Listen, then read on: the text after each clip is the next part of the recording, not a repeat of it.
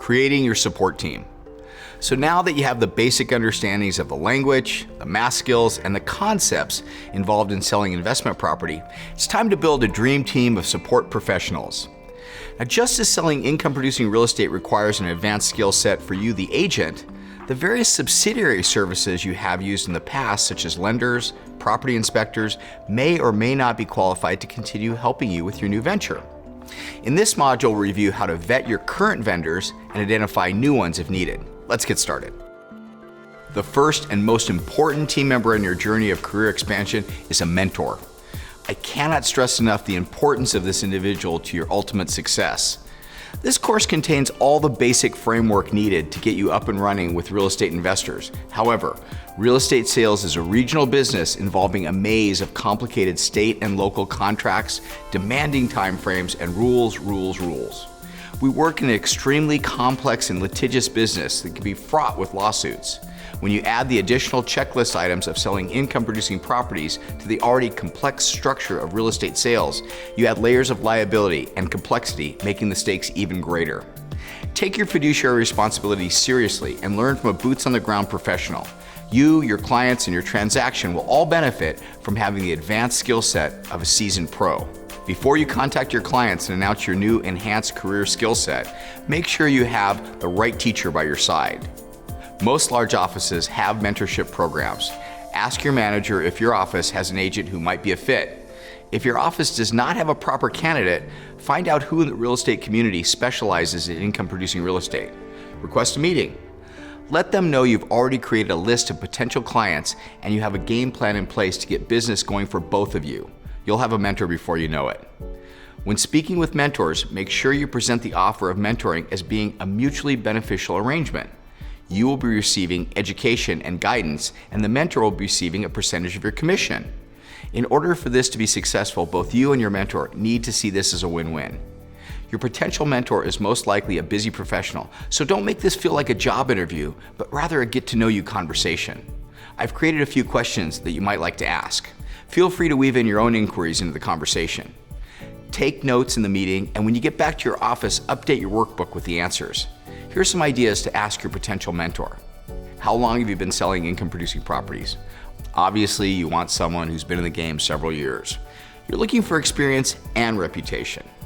What percentage of your sales are income-producing properties? Now, don't expect someone to say 100%. Most seasoned agents sell a variety of properties. What you're looking for here is a solid track record of investment sales. Do you own income-producing properties yourself? This is actually an important question and will give you a great read on your possible mentor. And be prepared for clients to ask you the same question. Early in my career, if I was asked, do you own income-producing properties, I would always answer, not yet, but soon. I plan to do some farming at no cost to you. I value your name, and since we'll be working together, I'd like to announce that in the mailer. Is that acceptable to you? Expect pushback on this one. Many top agents will not want to brand with you. Oftentimes they've spent years, if not decades, building their own brand, and the idea of putting their image next to an unknown upstart will most likely not go over well. If, however, your mentor is willing to lend his or her name to the mailer, that's a huge bonus. Don't expect a yes, but also ask the question and try to sell the idea. Focus on the fact you're attempting to get a listing for both of you. Remember, you're in sales, so sell it. Once your mentor is in place, it's time to assemble the rest of the team. Everyone has a role in this journey, and as captain of the ship, you must align yourself with the best of the best. Your client will doubtless ask for recommendations for related services. Be ready with a list you have vetted as your trusted team. As a residential agent, you most likely have a list of vendors, inspectors, and so on. Some of those service providers may be a good fit, and some may not.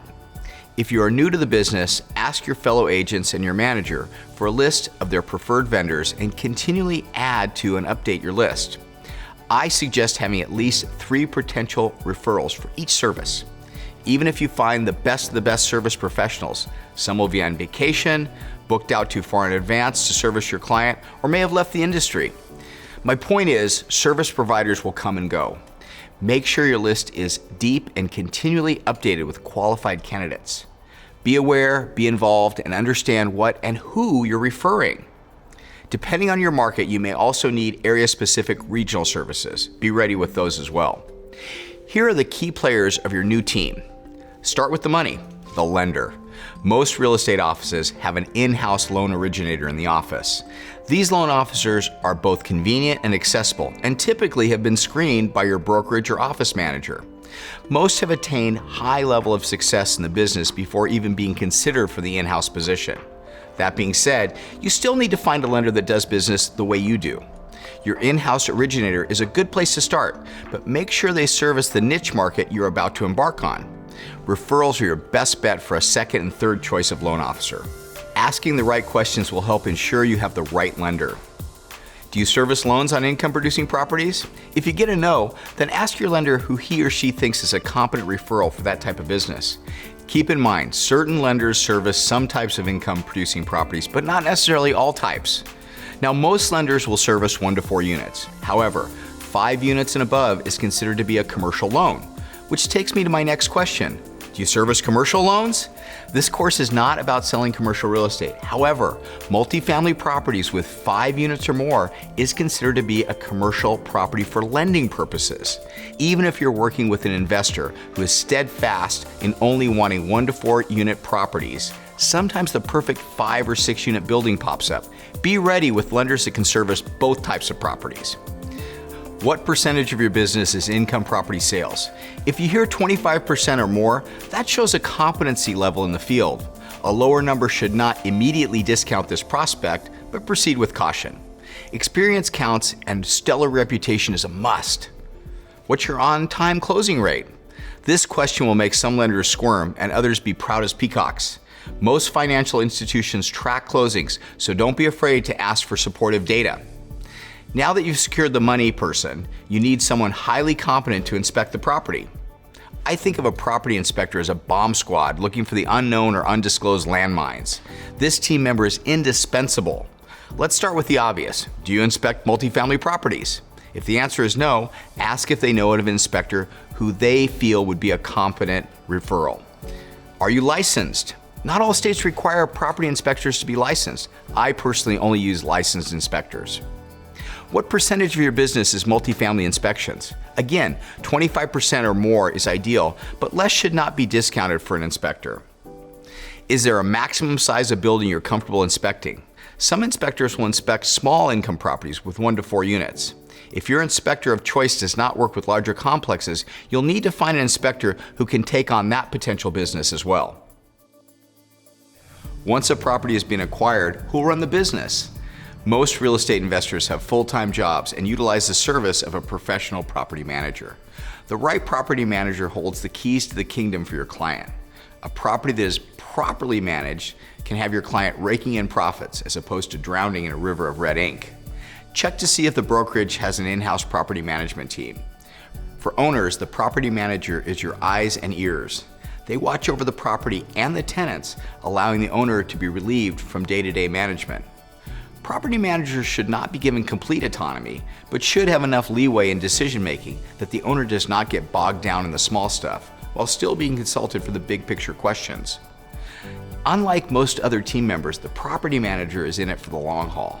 So before recommending this service, be absolutely sure of the name you're presenting. Your reputation will ride with this referral, good or bad, for as long as the property manager you recommended is on the job. The first question for a property manager is, are you licensed? This seems an obvious question, but I run into unlicensed property managers far too often. A good property manager should have a real estate license. Know the rules and laws in the state in which you work, and make sure the vendor you are referring is in compliance. What areas do you service? I prefer property management companies that service limited areas. Property management is best done by a local management team that understands the nuances of the areas they're servicing.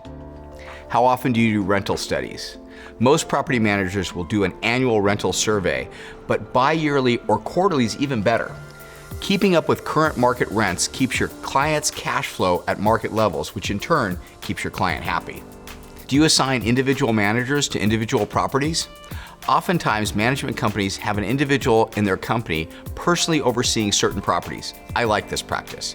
It gives an owner a better sense of individuals watching their property and all the nuances particular to an individual property, as opposed to several different people in a large company handling numerous properties. Hands-on, individualized attention is always a welcome plus. Now let's dive a little deeper into the specialized needs of real estate investors. Many investors take advantage of deferring their capital gain taxes via 1031 exchange. You'll be peppered with questions about the rules and timeframes surrounding this very popular IRS tax advantage. As a real estate professional, you do need to have a basic working knowledge of this practice, but you should always defer as much as possible to the expert, a qualified intermediary, also known as the QI. Timeframes are of paramount importance with the 1031 exchange, so make sure your QI is as focused as you are with your questions. Do you update the client with timeframes? The qualified intermediary is a role that has limited duties. However, they are the watchdogs of the IRS. Hitting 1031 timeframes is extremely important. I always calendar 1031 timeframes and share that calendar with my clients. Working with a QI that calendars and sends email reminders to the client will help ensure costly mistakes are not made. How accessible will you be for questions the client may have? If the QI offers their cell phone number, hey, that's a great start. 1031 tax exchanges can be nerve-rattling, and investors have lots of questions, many of which you can answer, such as timeframes. However, their CPA, CFP, or QI typically have deeper knowledge and should be the ones providing such guidance to your clients, not you.